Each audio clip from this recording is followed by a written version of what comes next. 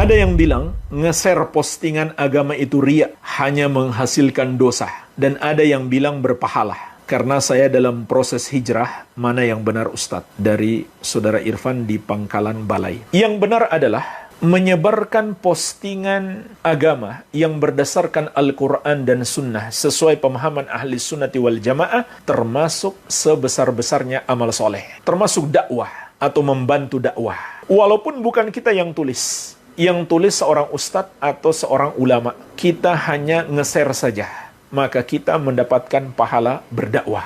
Dan itu termasuk berdakwah dengan ilmu. Daripada kita susun tulisan sendiri, sementara kita belum punya ilmunya, nanti banyak salah-salahnya, lebih baik kita sebarkan saja apa yang telah diposting atau ditulis oleh para ulama dan orang-orang yang berilmu. Ini termasuk dakwah. Mengajak manusia ke jalan Allah. Bahkan Nabi SAW mengatakan, "Ballighu anni walau ayah." Sampaikan dariku walaupun hanya satu ayat ataupun satu hadis. Kita tulis di status Facebook kita satu ayat saja tanpa ada komentar. Kita tulis di status Facebook kita satu hadis saja tanpa ada komentar. Itu sudah termasuk dakwah. Kalau kita tambah dengan penjelasan-penjelasan komentar para ulama, maka tentu lebih bagus lagi, lebih membuat orang paham terhadap ayat dan hadis tersebut. Iya. Jadi ini termasuk cara berdakwah dan wajib bagi setiap muslim untuk berdakwah. Ini sebesar-besarnya ibadah. Bahkan seorang muslim tidak akan menjadi pengikut Nabi SAW yang sejati sampai dia berdakwah. Karena Allah mengatakan, "Kul hadhihi sabili ad'u ilallahi ala basiratin ana wa manittaba'ani wa subhanallahi wa ma ana minal musyrikin."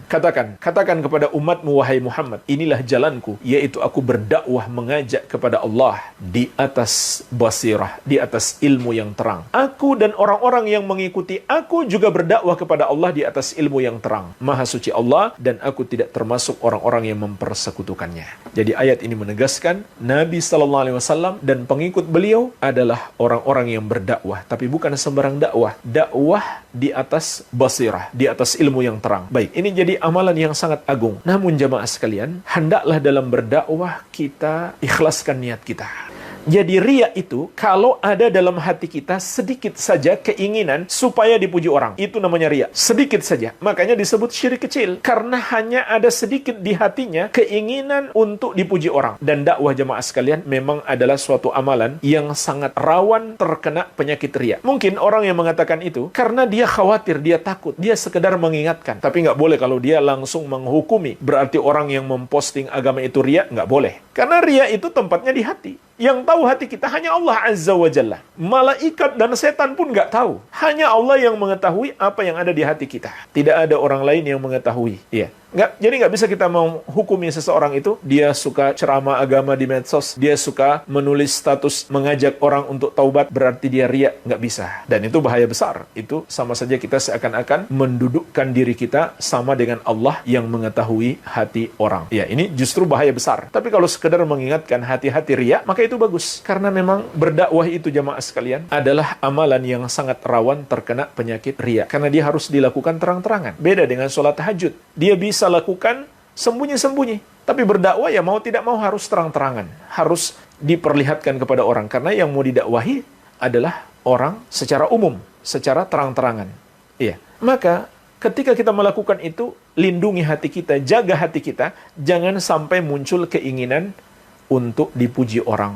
Hati-hati jemaah sekalian. Iya. Termasuk mengharapkan banyak like di Facebook. Juga tidak sepatutnya.